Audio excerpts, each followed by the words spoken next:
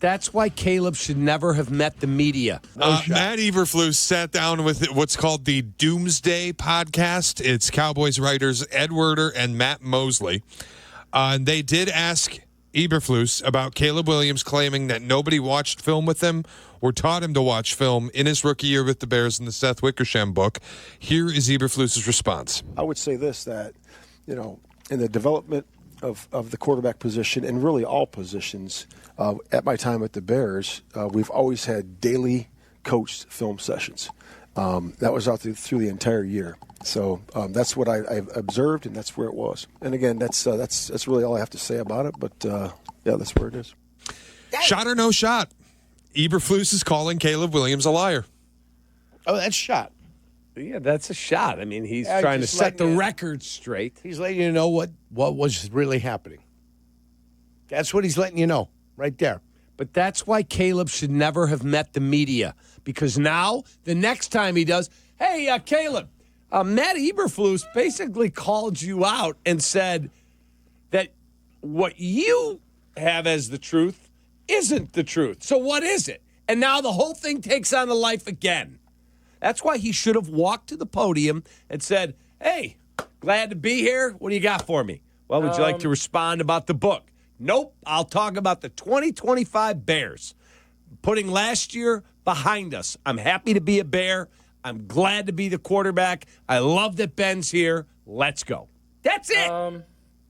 Instead of all the nonsense, we got to hear from Caleb Williams. He's got to come out and talk and tell us he really wants to be here. He's under contract. He's here. Enough. Where's he going? Nowhere. Nowhere. Yeah. You'd like your quarterback to be happy, and hopefully with Ben Johnson, he will be happy. That's what you're looking for. A little joy in his heart to be here with Ben Johnson. Agreed. That'd be nice. Totally agree with you. But this, well, we need to hear from Caleb. The only people saying that were the freaking media. That was it. I don't worry about nothing. It all came out because this guy's writing a book. Who's this Seth fella? Wickersham. Yeah, whoever he is. He's writing a book, and he's got to promote his book. Mm-hmm. That's why it's out there. Yeah. It's being fed and funneled so this guy can sell copies of his book. Correct. Now, I will not buy one book at all, ever, period. You don't like to read? I got trapped. No, I got trapped in buying the Aaron Rodgers book, and then I got bought into the hype and the crap. And so I like to read. I enjoy reading, but I'd prefer to read good stuff. So where do you get? So what books do you buy? Not sports books. Sports books is a waste of time. Waste of time. Is the Rodgers book worth me reading? Because I'm a huge Rodgers fan. No, it's just propaganda. I said I gave it 2.5 stars last year when I got home from Spain. It's not worth reading. No, it's propaganda. Okay. Don't read the propaganda. He would like it. It's all Tom Clancy, John Grisham. I love John Grisham. I've got a slew of that in there. Cap would come in here after reading the Rodgers book telling us that it's incredible and we all need to sit down and read it. I had him in the Super Bowl last year, guys. I know you did. Okay, I predicted Jets against the Bears in the Super Bowl. Are you kidding me? I went outlandish. Yeah, I wanted something different. You both did. Tired of the Kansas City I had Chiefs. the Jets. Yeah. He had the Jets and the Niners. I didn't have the Bears. I had Jets, Niners. I had the Bears there. Easy schedule. Thought they'd win 11. They'd gel as a team. Caleb Williams would be good. I didn't quite take in the offense coordinator effect that came in. Let me ask you a question. If they don't mess up the Hail Mary and they go to 5-2. Well, there's a possibility they get more confidence, yeah. Because I've asked 2 different players on that team. If that Hail Mary does not happen, they said we win 9 or 10 games. Well, here's your dilemma, and I've talked about it. So, Heaven forbid it. Shot that I've talked about it. Be here. What happened with Washington probably would have happened with the Bears, because it would have been the Caleb Williams game, because he drove him down, and somebody decided to hand the ball to Kramer for some idiotic reason. Yep. He fumbled it on the goal line. Yep. They got the ball back, and they drove down, and Caleb Williams ended up throwing for a touchdown, right? Yeah. Threw a touchdown pass. That's him coming back in the fourth quarter on the road, big game, confidence, everybody's smiling, everybody's feeling good about each other. Instead, that happens when Stevenson flakes off a little bit, then comes into the pile and tips the ball in the air, and the guy catches it. Washington then has a tremendous victory at the end of the game on a Hail Mary, and that propelled them on. It gave them confidence, and then as they won more and more, it got more confidence and more confidence. The Bears were set up to where that was going to be them with the big victory on the road. But instead of that, no, and then they started the infighting. They started the finger pointing. Then the business decisions started toward the end of the year, where guys were like, well, if I put my head in there, I could get hurt. It might be a problem for me. So that whole thing turned ugly for the Chicago Bears. And guess who paid the price? Matt Eberflus. Coaching staff. Coaching. But you still have those players that quit. You still had those players that were making business decisions. You still had those players that are pointing fingers. Those people are still on the team. And if you think that's just going to be exercised in one offseason, you're mistaken. It's going to take some time to get some of that out of there. You got to trim the fat. Some of that is no good. That fat's no good fat. You got to trim the fat out of that. It's the visceral fat you got to watch out for. It's going to take time. It's you don't get rid of it in 1 year. And then this coach, Ben Johnson, now has to identify what the problems are. And the dilemma is sometimes it's really good players that are the problem. That's it. You got to fix the culture. Yes. Shay. All right, Cubs in the midst of an offensive swoon since May 29th per Fangraphs. The Cubs rank outside the top 20 in rated runs created plus, batting average, slugging, and they are dead last in baseball in on-base percentage. Last week, I heard Sylvie talking about the lineup. He's been talking about this. He would like Pete Crow Armstrong to lead off. Shot or no shot, it is time to shuffle the lineup for the Cubs. I'd say shot. A little bit of a shuffling wouldn't be bad. I don't think that's a problem. I mean, your guy PCA went 0 for 4 yesterday. But, he's the energy. He's like the Energizer Bunny. He's the spark out there, especially when he gets on the base pads. If you want to shuffle the lineup, I don't think it'd be the worst thing in the world. But they weren't going to hit the way they hit the first 2 months of the season anyway. That wasn't going to last forever. They weren't going to be the highest scoring team in Major League Baseball forever. At some point, there was going to be a lull. So the lull has happened, but they're still winning games during their lull, which is a good thing for your team. So Peter Crow Armstrong, who I'm a big fan of. PCA, they call him. PCA. Yeah. He likes Pete better. Does he? He does. How about Peter? I'm sure he'll answer to that, too. How about Little Pete? They like Little Pete? Little Petey. Hey, Little Petey. So his on-base percentage is not good. It's 301. I'm with you. I wouldn't lead him off. 301 as a leadoff guy he's is a slasher. with a batting average of 268. Yes, he has a great WAR because he's an awesome defender. He's a great base stealer. His OPS is 840. He's a great base Love runner. it. He's a great Not just the base stealer of bases. He's a great base runner. Outstanding. He's got 18 homers. He's got 57 knocked in. But that OBP of 301 is absolutely a problem for me. Okay, let me ask you this, Cap. Shot or no shot?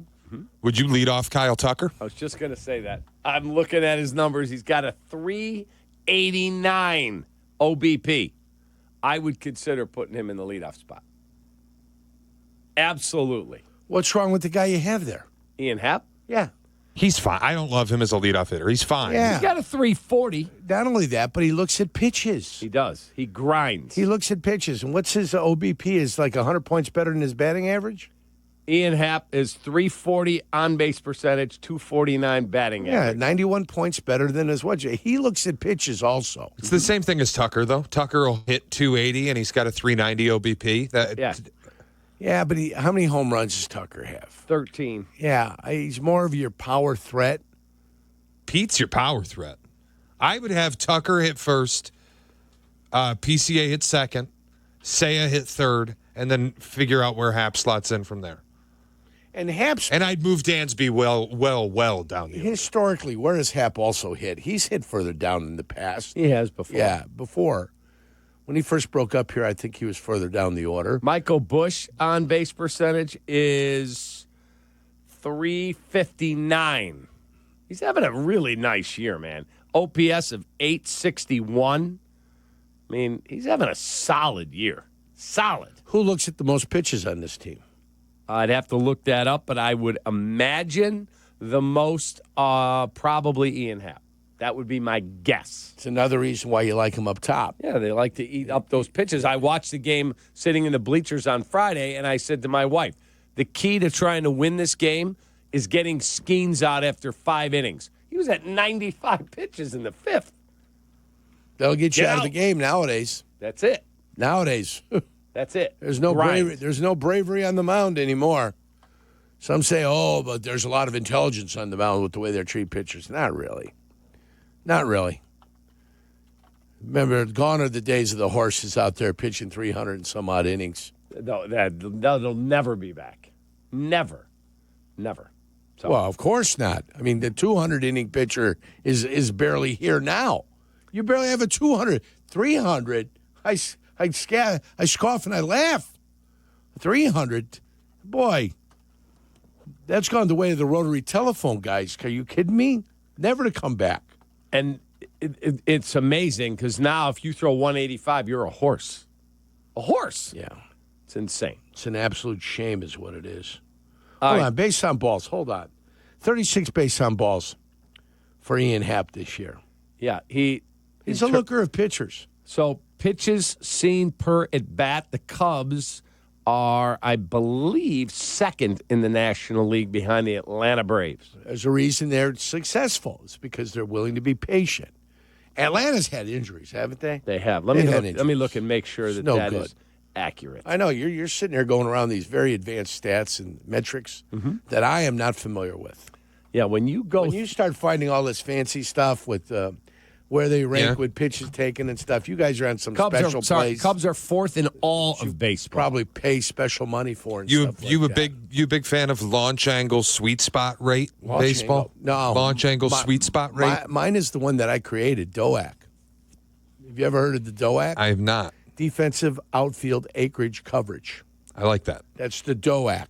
And we're still working on the, what's that called? The algorithm? We're still working on the algorithm and the equation. So you know what the name is, you just don't know how to Well, get the number. We've named it. The Baltimore Oriole outfield was one of the best at it. They had all those young guys out there flying all over, taking triples. It's where triples went to die, in the gloves of the Baltimore Orioles outfield. Those guys could fly. So, yeah, DOAC. We got it, baby. DOAC. We got anything else here? Yeah. Anything more? By the way, Tucker is seeing 3.96 pitches per plate appearance this season. Yeah. He also swings at 86.4% of pitches in the strike zone. In the zone. Ian Happ seeing 5.41 pitches per at bat the regular season. My case has been settled, guys. That's why he's at the top. Guys, my case is settled. Ian Happ is at the top of the order. I'd lead off Tucker, I think. It's because of his patience and his eye. He's got a good eye, Cyclops. He does. Got to remember Would it be an overreaction to start moving the lineup around just because they've been bad for 2.5 weeks? Yeah. Again, it's They cyclical. keep winning. Cyclical like a sine wave. Cyclical. So I don't worry about the Cubs in their division. What are you doing over there? You okay? I'm letting Cap know. We got a break. I thought he was having a little spastic attack. What did you think? What do you mean a You're having a spastic stroke. attack? I thought you were having I was having a stroke or seizure. I'm something. doing this. Yeah. Like, what's going on over I'm there? trying to tell Cap we can take a break. We gotta go, We'll take a Cappy. quick time out. Is he and okay? we're off the rails. And around